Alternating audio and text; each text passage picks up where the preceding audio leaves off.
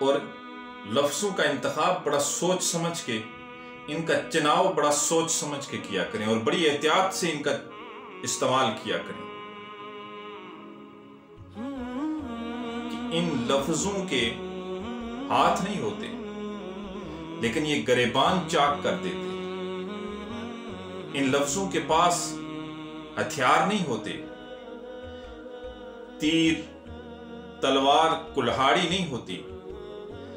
لیکن ان لفظوں کے دیے ہوئے گاؤ بڑے گہرے ہوتے۔ آپ کے جسم پر لگے ہوئے گاؤ، آپ کے جسم پہ لگا ہوا زخم کتنا ہی گہرا کیوں نہ ہو،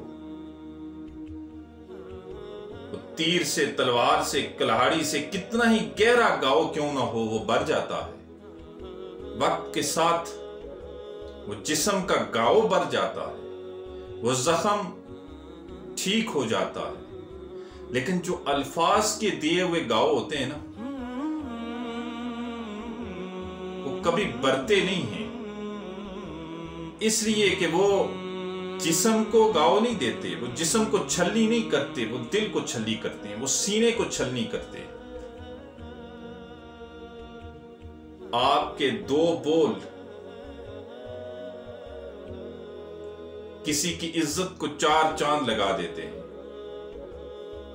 اور آپ کی زبان سے نکلے ہوئے 2 لفظ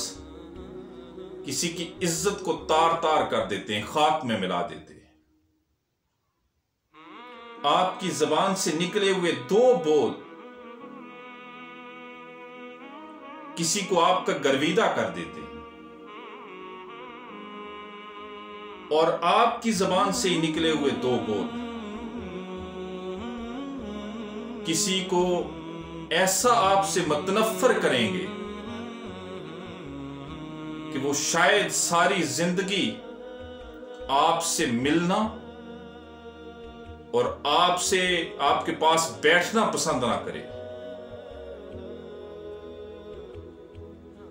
میرے بھائی، آپ سارے سفر کرتے ہیں، میں بھی سفر کرتا ہوں، سفروں کی زندگی ہے میری۔ اکثر آپ دیکھتے ہیں نا، گاڑیوں کے پیچھے اور ٹرکوں کے پیچھے بڑی بڑی باتیں لکھی ہوتی ہیں، اور کچھ باتیں بڑی خاص ہوتی ہیں۔ تو ابھی کچھ دنوں پہلے کی بات ہے، میں سفر کر رہا تھا، ہم نے ایک ٹرک کو کراس کیا، تو ٹرک کے پیچھے ایک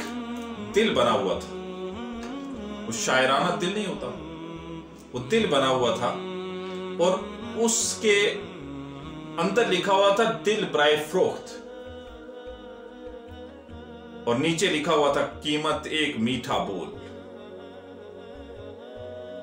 میرے بھائیو، مجھے فوراً وہ حدیث یاد آ گئی کہ آقا کریم نبی رحمت صلی اللہ علیہ وآلہ وسلم نے فرمایا کہ اے معاذ، تجھے میں اپنی سب سے بڑی سنت نہ بتاؤں، اور اگر تو نے اس پہ عمل کیا تو قیامت کے دن میرے اتنے قریب ہوگا، یوں انگلیوں کا اشارہ کر کے فرمایا۔ تو معاذ رضی اللہ تعالیٰ عنہ نے فرمایا یا رسول اللہ صلی اللہ علیہ وآلہ وسلم ضرور بتائیں۔ تو آقا کریم نبی رحمت صلی اللہ علیہ وآلہ وسلم نے فرمایا کہ معاذ، پھر اپنی زبان کو یوں پکڑا اور پھر فرمایا اس کی حفاظت کرنا،